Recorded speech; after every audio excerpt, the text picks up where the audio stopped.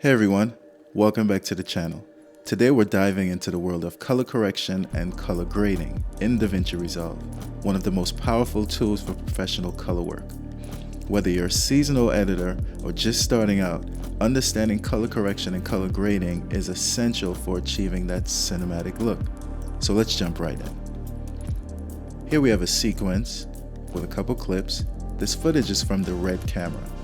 So as you can see, the footage is in log and it's on the edit panel. Now let's click on the color panel and let's start color correcting and color grading our footage. Now in this session, I'm going to be using the DaVinci Resolve Color Manage workflow. In my opinion, this speeds things up tremendously and actually gets your footage in the correct working color space. Click on the gear wheel. Let's go to Color Management. And let's change our color science to DaVinci Resolve Color Managed. Click Save. And now you can see that DaVinci Resolve has converted our red footage into Rec 709, which makes things a lot easier. All we would need to do now is balance, white balance, and try to match these different clips to make it look like it's one cohesive sequence. Now, here's where things differ a bit. I like to apply my color grading LUT or film LUT first and then go back and color correct the clips and match them on the timeline. So what we're going to do is we're going to click on this dot to the top that says timeline. And in this section, the timeline section affects everything on the footage timeline. I'm going to add a new node, Alt S, go to LUT, and I'm going to add one of my free nodes that you can download right now on my website, and it's called the Kodak 5279 Film LUT. This affects the whole timeline. As you can see, this LUT is applied to all the different clips on the timeline.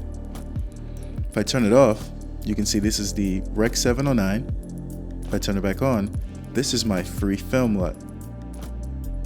Hop over to my website and download yours today, absolutely free.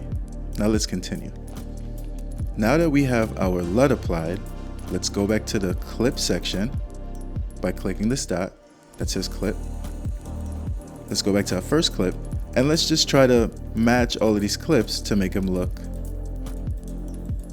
like a cohesive sequence.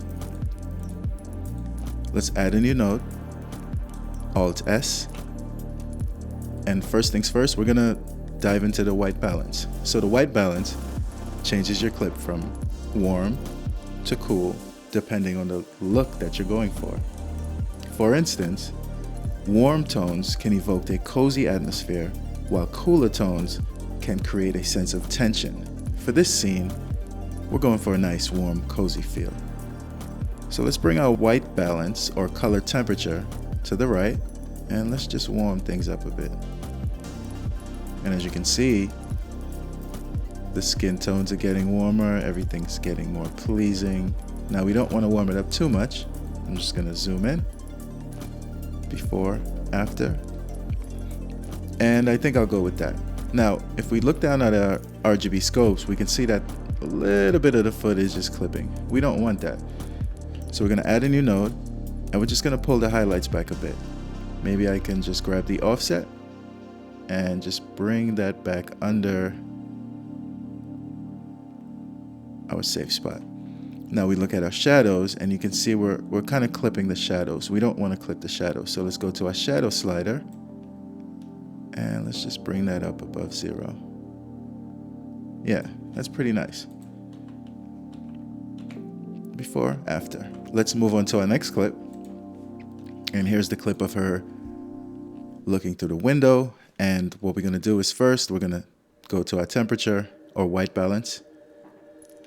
And we're just going to go back and forth until we find something that we like, which is here. Let's add a little bit of contrast. so it matches the other scene. We can also play with our pivot slider to decide where we want that contrast to be, whether in the shadows or more in the highlights.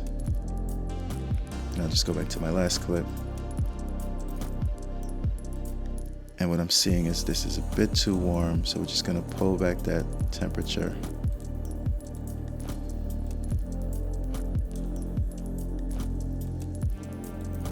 And it looks like there's a little bit of magenta in there, so we're gonna pull the tint slider back. Yeah, that looks pretty nice. Add some contrast, play with our pivot, and let's just play these two clips.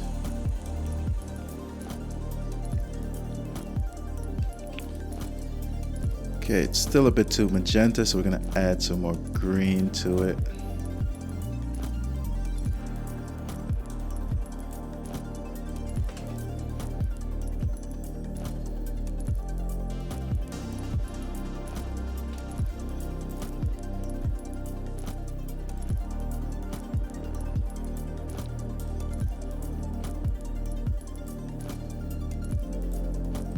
Check it out one more time.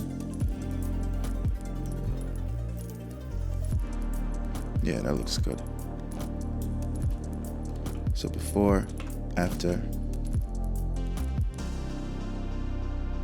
Now she runs outside.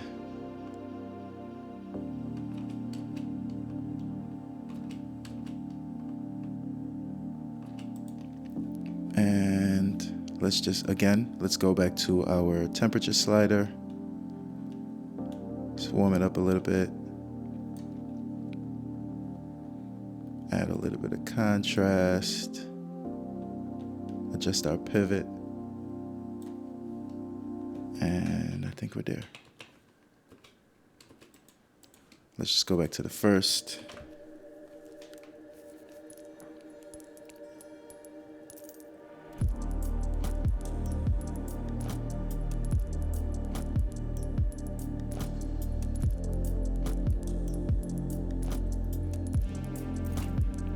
Just before, after. I feel like it's a little bit too contrasty, so we'll, again, look at our scopes. It's telling me that the shadows are being clipped, so we're just gonna pull up on those shadows. Not too much, somewhere along there. Before, after. And that's looking pretty nice. And here we have our last clip where they're inside. And let's see, let's play with the white balance, our temperature. It's just, I love the yellow feel to this. That's cool. Add some contrast. And play with the pivot.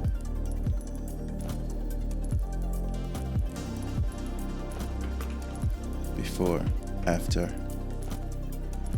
Let's play it back from here.